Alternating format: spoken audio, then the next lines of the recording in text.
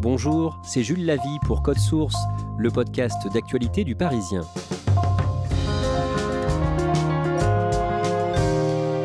Plus de 400 000 spectateurs réunis dans la commune de Clisson, en Loire-Atlantique, du 17 au 26 juin. Grand rendez-vous des amoureux de métal, le Hellfest est devenu au fil des ans le plus grand festival de France. À cette occasion, Code Source vous raconte aujourd'hui l'histoire de l'un des groupes phares de cette édition 2022, Metallica. Récit de deux journalistes du Parisien, Michel Valentin et Julien Dufay.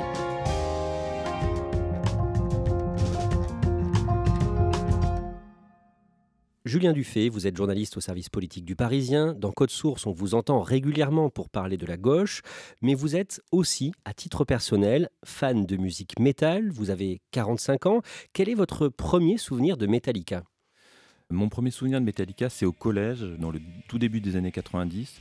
C'est mon meilleur ami qui m'offre une cassette enregistrée de Metallica. C'est l'album Injustice for All. Et donc là, je découvre quelque chose que j'ai jamais entendu, c'est-à-dire des riffs tranchants. Alors les riffs, c'est les accords saturés de guitare, une batterie assez monstrueuse, quelque chose de très complexe, mais à la fois du groove, c'est-à-dire une musique très entraînante. C'est une vraie découverte. Michel Valentin, vous êtes journaliste au service culture du Parisien. Vous avez 58 ans. Vous, depuis quand est-ce que vous écoutez Metallica ?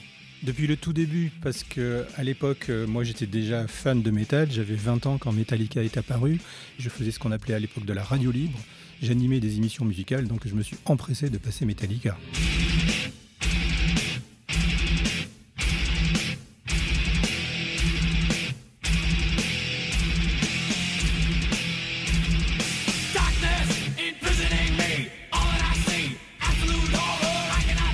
Honnêtement, c'était quelque chose qu'on n'avait jamais entendu auparavant. Bien sûr, c'est du métal, avec des influences punk, etc. D'autres groupes avaient tenté ce mélange, mais jamais à ce point-là. Il y avait à la fois une batterie omniprésente, il y avait un son vraiment inédit. C'était vraiment un mélange tout neuf.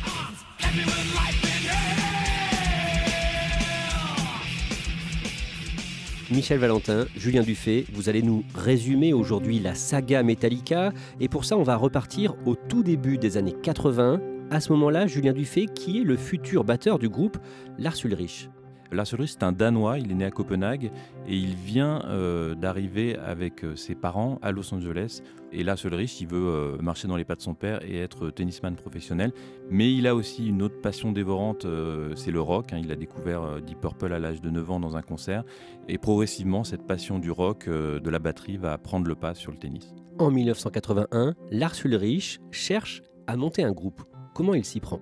De manière assez classique pour pas mal de groupes, il passe une petite annonce dans un journal local de Los Angeles qui s'appelle The Recycler. Il dit batteur cherche musicien de métal pour faire des jams, pour faire des buffs sur 3 types de groupes. Il les cite, c'est Iron Maiden, Tigers of Pantang et Diamond Head. C'est 3 groupes de ce qu'on appelle la nouvelle vague du heavy metal britannique, un style dont est fan Lars Ulrich. Et grâce à cette annonce, il rencontre le futur chanteur et guitariste James Hetfield. Qui est-il à ce moment-là, Michel Valentin ? Alors il n'a pas vraiment le même profil que Lars Ulrich, lui vient d'une famille américaine bon ton. Sa mère est chanteuse d'opérette, son père est chauffeur routier. L'ambiance familiale n'est pas très fun pour le petit James Hetfield qui trouve donc dans la musique vraiment un échappatoire. C'est vraiment quelque chose qui lui permet de vivre, voire de survivre. Et donc quand il rencontre Lars Ulrich, c'est pour faire de la musique, mais c'est vraiment aussi pour s'échapper et pour essayer d'en vivre commercialement, parce que pour lui, sinon son avenir est tout tracé, chauffeur routier comme son père. Le groupe se constitue avec notamment le bassiste Cliff Burton. Cliff Burton exige au passage que tout le monde vienne vivre dans sa ville, San Francisco. Comment est-ce qu'ils jouent ensemble ? À quoi ça ressemble au tout début ? Ça ressemble à un groupe peut-être un peu amateur, sauf que Cliff Burton, c'est la bonne pioche, parce que même s'il n'a qu'un an d'écart avec les autres musiciens, lui est déjà professionnel. Il connaît déjà la théorie et le business musical, donc il connaît déjà quelques-unes des erreurs qu'il ne faut pas faire. Sa diversité de goûts musicaux incite le groupe à s'ouvrir, à avoir des passages acoustiques, à être un petit peu plus ambitieux que ce que ne aurait pu être au départ un Metallica bas du front. Comment ils trouvent leur nom, Metallica ? Le nom, c'est Lars Ulrich qui le trouve, et la légende veut qu'il ait été approché par un fan de métal qui s'apprête à lancer un fanzine, un magazine de métal, qui avait deux noms en tête, Metallica et Metalmania, et il a dit non, Metalmania c'est bien mieux, et il s'est gardé Metallica pour son groupe. Le premier album de Metallica sort en 1983, Kill 'Em All, Tuez-les tous. On peut reconnaître des influences Motörhead ou, pour ceux qui connaissent le punk, GBH, Exploited, des choses comme ça. Mais le son, la vitesse, ça choque ou ça attire les gens suivant leur disposition, mais c'est vraiment inédit. Est-ce qu'il y a un titre marquant dans ce premier album ? Il y en a plusieurs, on peut citer le tout premier qui s'appelle Hit the Lights.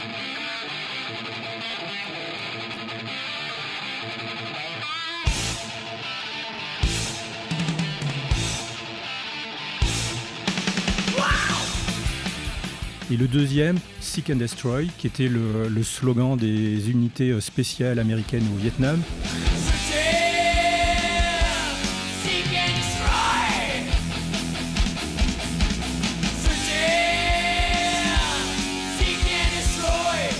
Donc une imagerie guerrière qui va avec un riff particulièrement monolithique, mais entraînant, et qui fait que c'est toujours un morceau que le groupe joue un peu sur scène. Michel Valentin, vous les interviewez une première fois en novembre 1984 à Bordeaux, à l'occasion d'un concert dans une salle d'1 millier de places, la salle des fêtes du Grand Parc. Oui, à l'époque, Metallica entame sa première tournée française en tête d'affiche, mais c'est un tout jeune groupe, c'est des gens qui ont mon âge. Ils sont encore tout fous, c'est des jeunes chiens fous qui gambadent partout. À l'issue du concert, ils nous reçoivent, moi et quelques autres journalistes, au milieu des cartons de pizza qui viennent de consommer. C'est la fête, il y a des bières qui traînent, tous les membres du groupe sont là, sauf Kirk Hammett qui est manifestement parti se coucher. Mais tous les autres sont super sympas, y compris Cliff Burton, qui est vraiment le bout en train du groupe, qui fait des blagues, qui rigole avec tout le monde. C'est vraiment un échange. Ils sont contents d'être là et nous, on est contents d'être avec eux. Les deux albums suivants, qui sortent en 1984 et 1986, sont eux aussi très réussis. Le premier s'appelle Ride the Lightning. Il surprend un peu parce qu'il est un peu en opposition à l'album d'avant. Il y a des morceaux moins rapides, le son est meilleur. Il y a cette fameuse ballade Fade to Black, qui est un morceau qui prend de l'ampleur, qui est long, qui débute comme un truc acoustique et qui finit un peu sauvagement. On ne s'attendait pas du tout à ça de la part de Metallica, mais l'album marche très très bien. C'est ensuite qu'ils commencent à devenir un peu des vedettes. Et en 86, avec Master of Puppets, vraiment là, ils enfoncent le clou. C'est l'album qui est considéré comme un classique absolu. L'album est maîtrisé de bout en bout. On sent que là, on tient quand même un groupe qui va devenir quelque chose d'énorme.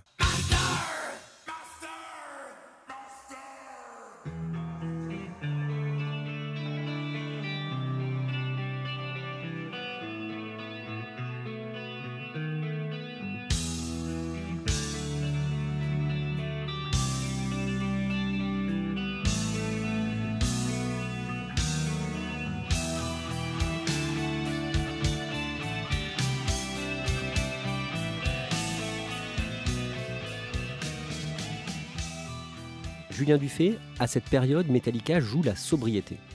Oui, d'abord physiquement, ils sont habillés en noir, sans aucune fioriture, à part ces cheveux longs qu'ils portent tous. Ils ont une forme d'austérité aussi, presque, de sobriété, sur scène en tout cas. Et puis, cette volonté de ne pas faire de compromis sur leur musique. Et ça les pousse notamment à refuser de faire des clips, alors qu'à l'époque, la chaîne MTV aux États-Unis est en train d'exploser avec les clips musicaux déversés à longueur de journée. Ils vont refuser longtemps d'en faire. Julien Dufay, en pleine ascension, le samedi 27 septembre 1986, Metallica est frappé par un drame en pleine tournée en Suède. En fait, le groupe est dans son tourbus, c'est un car aménagé avec des couchettes que le groupe emprunte entre deux dates de concert. Là, c'est entre Stockholm et Copenhague. Et dans le sud de la Suède, donc au petit matin, le car se renverse et Cliff Burton, donc le bassiste du groupe qui a 24 ans, est éjecté par la vitre et le bus retombe sur lui, il meurt sur le coup. Le groupe décide de continuer malgré la mort de Cliff Burton avec un nouveau bassiste. Metallica sort en 1988 l'album Injustice for All dont vous parliez, Julien, au début de cet épisode. Et en août 1991, un 33 tours intitulé Metallica, à la pochette minimaliste, Michel Valentin. Oui, la pochette de premier aspect, elle a l'air complètement noire, sauf qu'on s'aperçoit, si on regarde bien, qu'il y a en petit relief le nom du groupe et aussi un serpent à sonnette enroulé sur lui-même qui ne donnera pas son nom à l'album. Il n'y a pas de Snake, mais l'album est surnommé The Black Album, l'album noir. Dans cet album, il y a plusieurs énormes tubes. Oui, l'album compte pas moins de 5 qui seront extraits en single, ce qui est pas mal pour un album qui en compte 12, dont le mythique Enter Sandman, riff terrible et refrain très mélodique.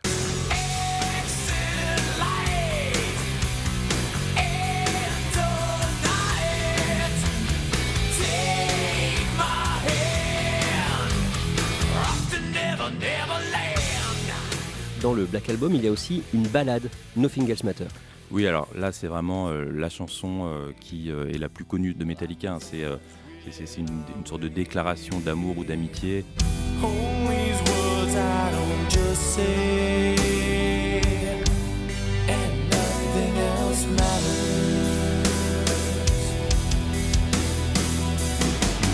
Trust I seek and I find in you. Every day for us something new.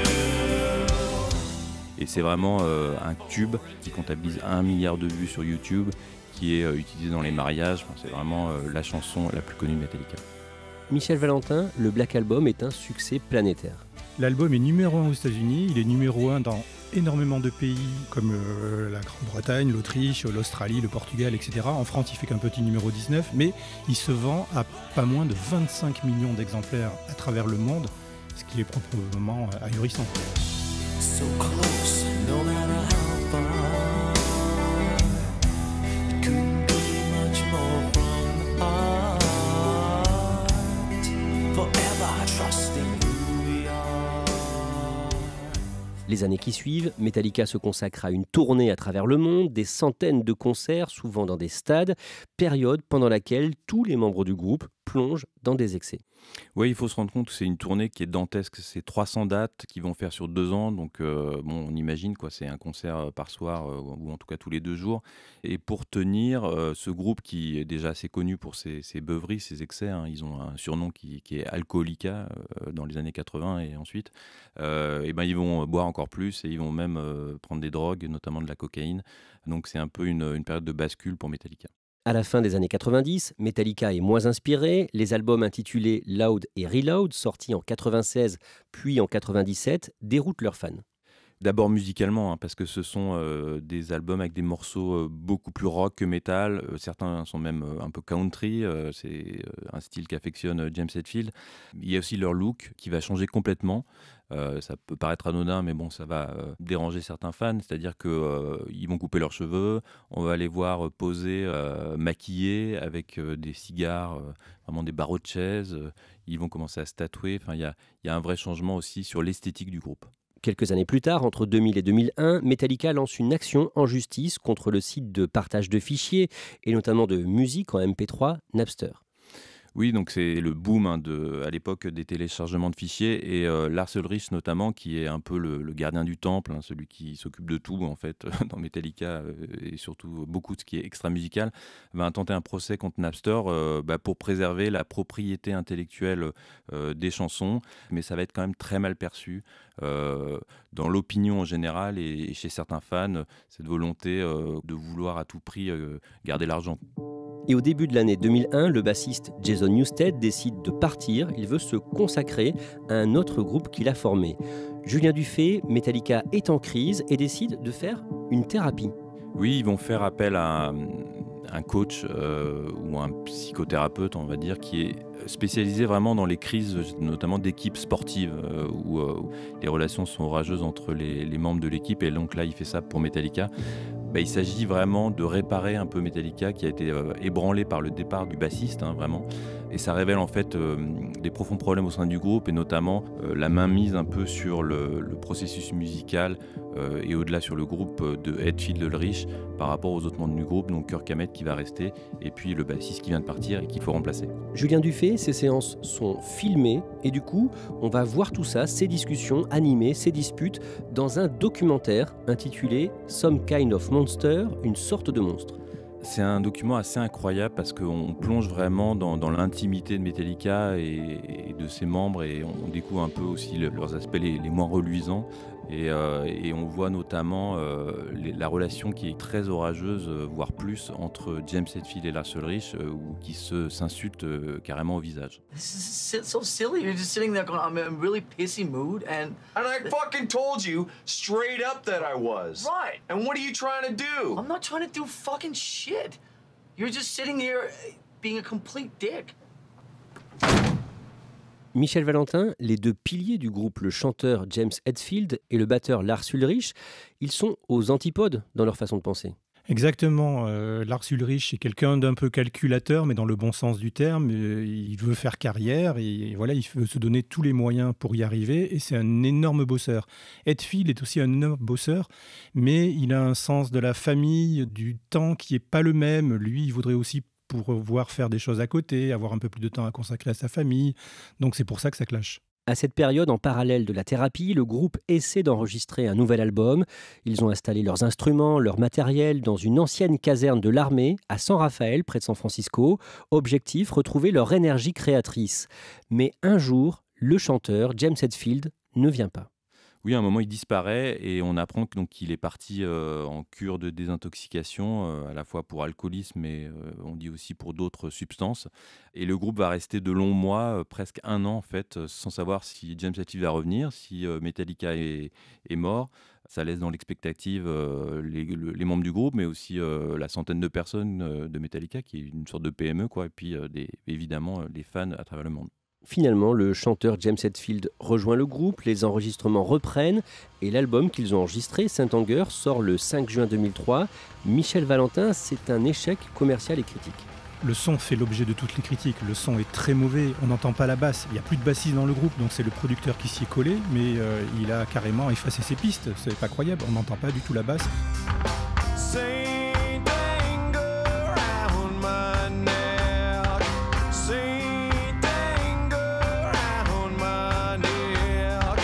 C'est un très très gros problème que les fans souligneront, mais aussi la pauvreté artistique des morceaux.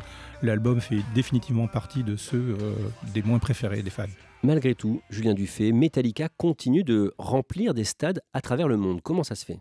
Parce que ça reste quand même un excellent groupe live, quoi. À grand spectacle, hein. Ils font des shows qui sont très appréciés. Et puis il y a des nouvelles générations de fans qui arrivent. Voilà, on va au concert Metallica un peu comme pour commémorer, comme à la messe, avec ces rituels, les t-shirts Metallica, cette musique d'Ennio Morricone, du Bon, de la Bête et le Truand qui ouvre chaque concert, des hymnes des premiers albums qui sont systématiquement joués. On se raccroche à l'âge d'or du groupe et au concert, hein, comme pour communier, mais on ne retrouve pas la fougue des premiers albums. En 2011, Metallica enregistre un disque avec l'ancien chanteur du Velvet Underground, Lou Reed, et le rendu déçoit une nouvelle fois les fans. En 2016, le 18 novembre 2016, Metallica sort son 10e album studio. Michel Valentin, vous êtes invité à New York pour découvrir ce disque en avant-première pour Le Parisien et vous interviewez le chanteur James Hetfield.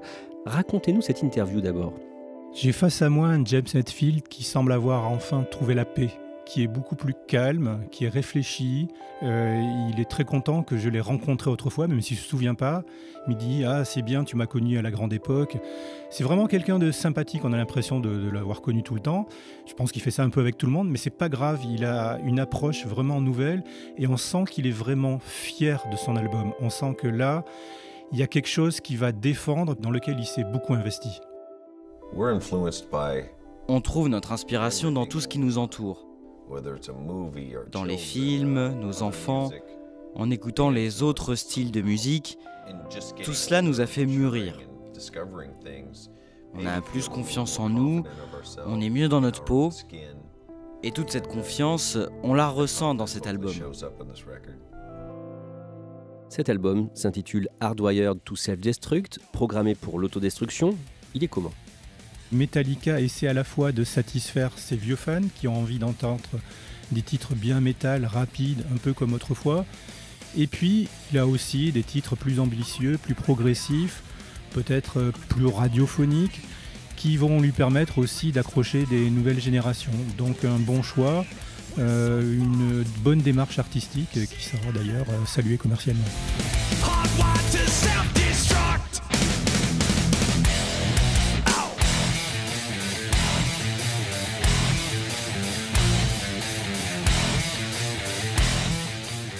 Julien Dufay, que se disent les fans à ce moment-là ? Il y a une forme de soulagement, parce que ça fait 8 ans qu'ils attendent cet album. Il y a clairement une forme de regain d'intérêt aussi pour Metallica, un peu l'album qu'on n'attendait pas. Il y a une forme de satisfaction à voir que ces 4 musiciens qui approchent 60 ans, qui ont passé 40 ans sur les routes, sont toujours là à jouer du heavy metal, qui prennent visiblement du plaisir malgré les 130 millions d'albums, les montagnes de dollars, le monstre de la marque Metallica. Michel Valentin, on enregistre cet épisode de Code Source à quelques jours du concert géant que va donner Metallica dans le cadre du festival Hellfest à Clisson en Loire-Atlantique. Vous serez dans la foule pour le Parisien. Vous ressentez quoi avant de les voir à nouveau sur scène ? Quel que soit ce qu'ils nous proposent, on sait que ça sera fort. Metallica n'a jamais fait un mauvais concert sur scène. En tout cas, moi, j'ai pas vu. Dans la vingtaine que j'ai vu, j'ai jamais vu un mauvais concert de Metallica. C'est ça qui est génial, c'est que je ne sais absolument pas à quoi m'attendre. Metallica est un groupe qui est capable de changer de répertoire d'un jour sur l'autre. Si ça se trouve, ils vont nous faire un trip nostalgie et jouer que des vieux morceaux, que des morceaux peu connus. Ou au contraire, ils vont faire un best-of. Je n'en sais rien. C'est Metallica.